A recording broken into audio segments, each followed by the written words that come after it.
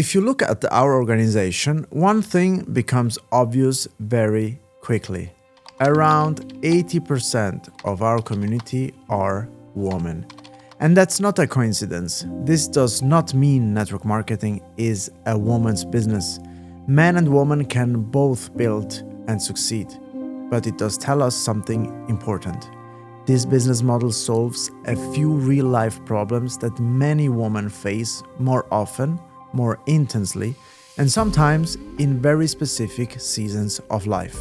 So today I want to break down 5 clear reasons why network marketing is attractive for many women and why so many women thrive in it when it's built professionally. And I also want to be honest about the other side. This profession can be incredibly empowering, but it can be also frustrating when it's done without standards.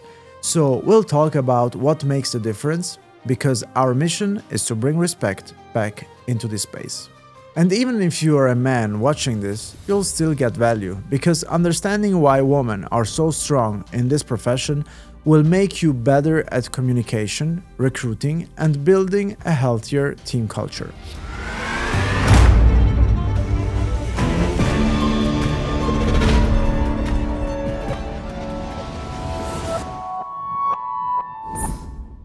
Reason 1. Flexibility that fits real life. The first reason is flexibility, but not in the marketing brochure sense.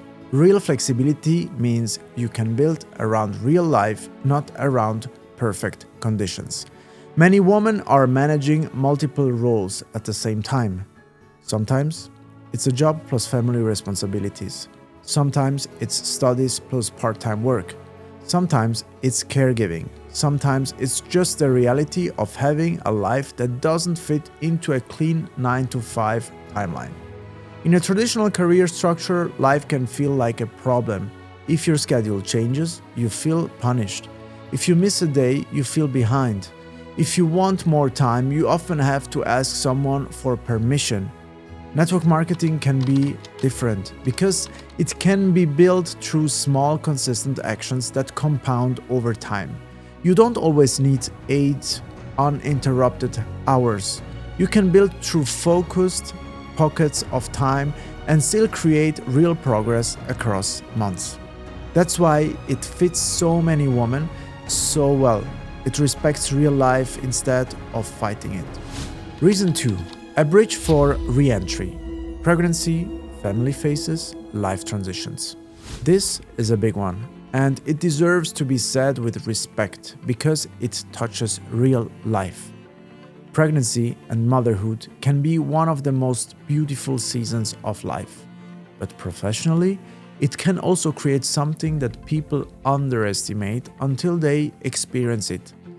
A long gap between who you were in the working world and who you are after years of responsibility.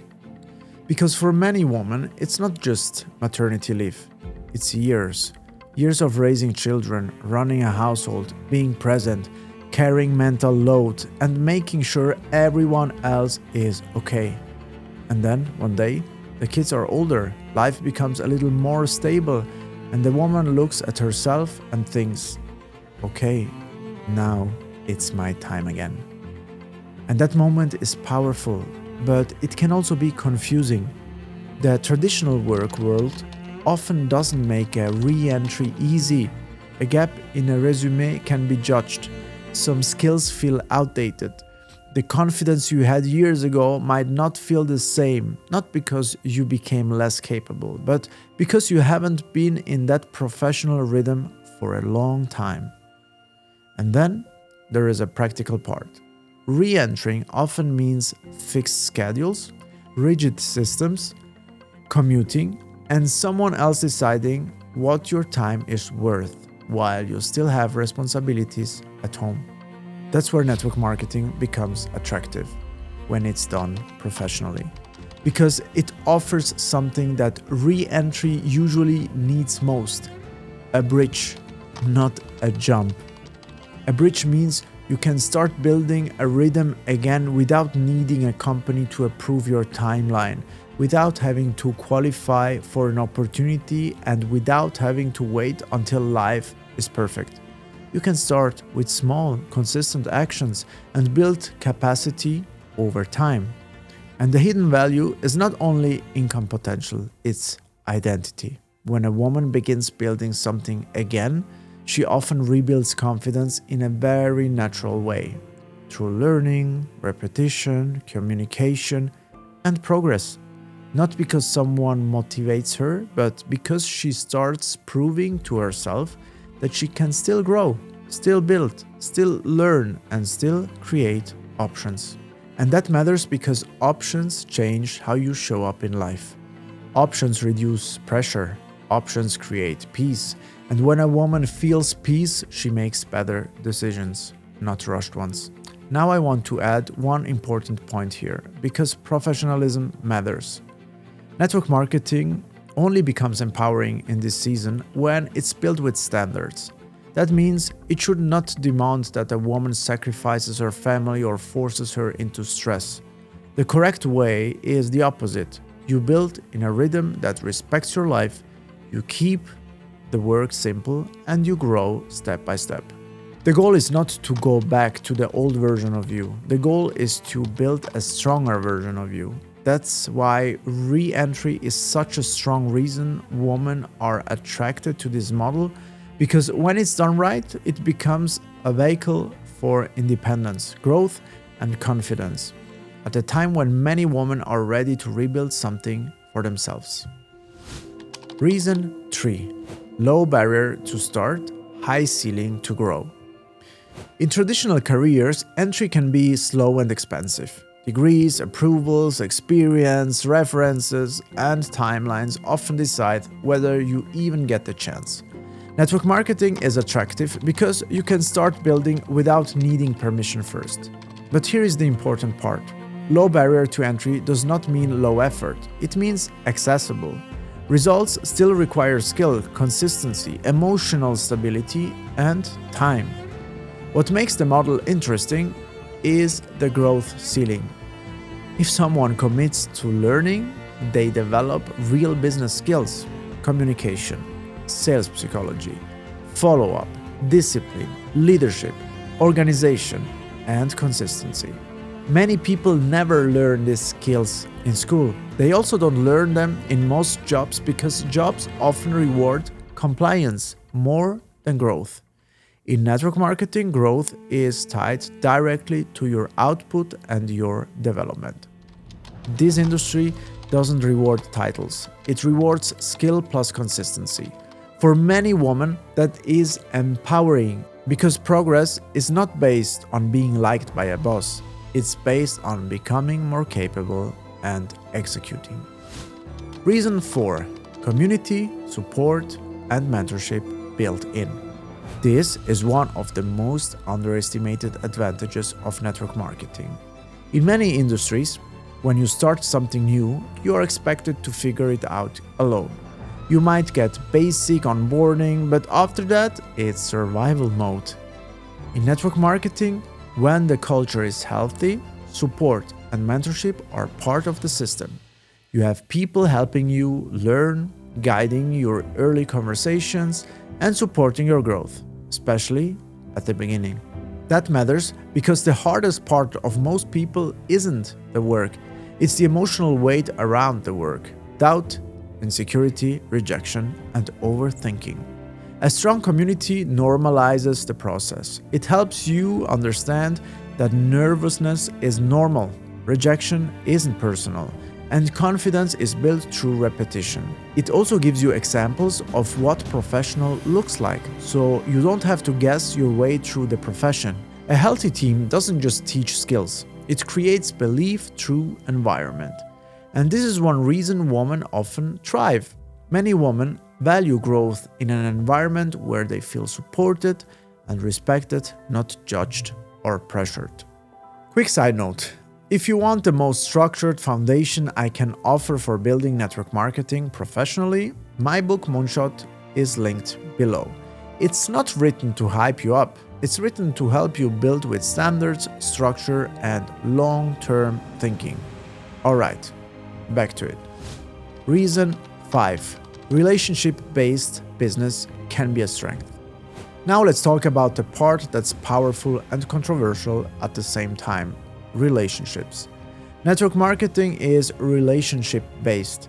That's why it can work so well, and that's also why it gets judged when people do it wrong. When it's done unprofessionally, it looks like pressure, it looks like manipulation, it looks like someone pushing an opportunity onto friends and family. That version deserves criticism, and it's part of why the profession has reputation challenges. But the professional version looks different. The professional version is built on communication, trust, emotional intelligence.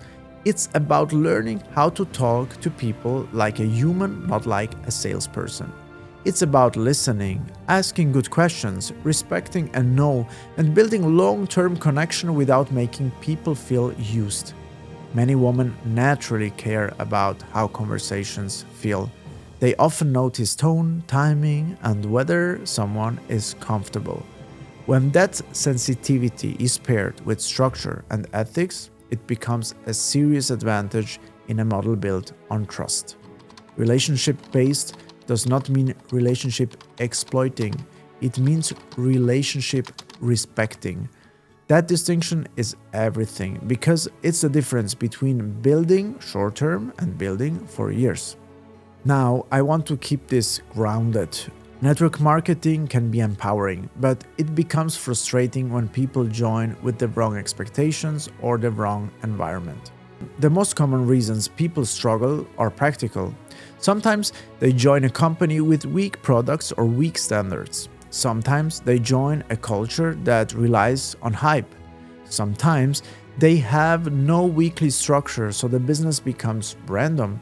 And sometimes they are in a life season where their pace needs to be realistic, but they compare themselves to someone with full-time availability and end up feeling like they are failing. So, if you are considering network marketing, or you're already inside and want to do it professionally, here is a strong filter. Choose a real product, real customer value, and leadership standards that protect relationships. If the culture is loud but not structured, it becomes draining. If the culture is structured and respectful, it becomes sustainable. How this helps you recruit? Let's make it practical. If you're recruiting women, or really anyone, the biggest mistake is using one generic pitch for everyone. Instead, you want to understand what season of life a person is in and what problem they are trying to solve. If someone is in a family-heavy season, the conversation often connects to time, flexibility, and control. If someone is career-driven, it might connect to ownership and growth. If someone is in a re-entry phase after pregnancy or a life transition, it might be about rebuilding rhythm, confidence, and options. Your best move is not talking first, it's asking better questions. You can ask something like, what would you like to have more control over right now? Or, if you could build something on the side, what would you want it to create for you? When you understand the person first, you can explain the model in a way that connects to real life instead of sounding like a template. So here is the recap. Network marketing is attractive for many women because it offers flexibility that fits real life. It creates bridge for re-entry during life transitions like pregnancy and motherhood. It offers accessible entrepreneurship with a high ceiling for growth. It provides mentorship and community in healthy organizations. And it turns relationship skills into business power when built ethically. When it's done right, network marketing can be one of the most empowering business models available. Alright, that's it for today. Thanks for watching and listening, and I hope this episode gave you a clearer perspective whether you're already building, you're considering it, or you're just trying to understand why so many women are so strong in this profession. If you want more content like this, practical, structured, and professional, make sure you subscribe and turn on the notification bell so you don't miss what we drop next. And if you want to stay connected day to day, follow me on social media. You'll find all the links in the description below, and you'll see also them again at the end of the video. If this episode made you think of someone who would relate to it, share it with them. Thanks again, and I'll see you in the next one.